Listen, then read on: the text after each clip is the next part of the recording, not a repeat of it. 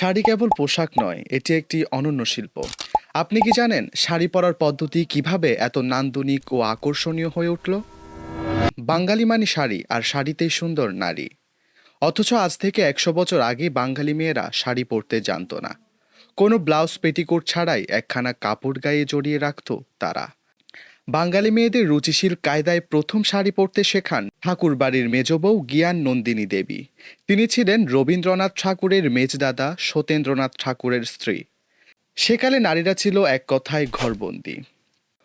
গঙ্গা স্নান করতে গেলেও বউদের পালকিসহ চুবিয়ে দিয়ে আসতো ঠাকুরবাড়ির বেহারারা। বাড়ির ছেলেরা কর্মসূত্রে বাহিরে থাকলেও শ্বশুরবাড়িতেই থাকতেন তাদের স্ত্রীরা। সবার প্রথমে এ প্রথা ভেঙে স্বামীর সঙ্গে বোম্বাই যান মেজবউ গিয়ান্দা।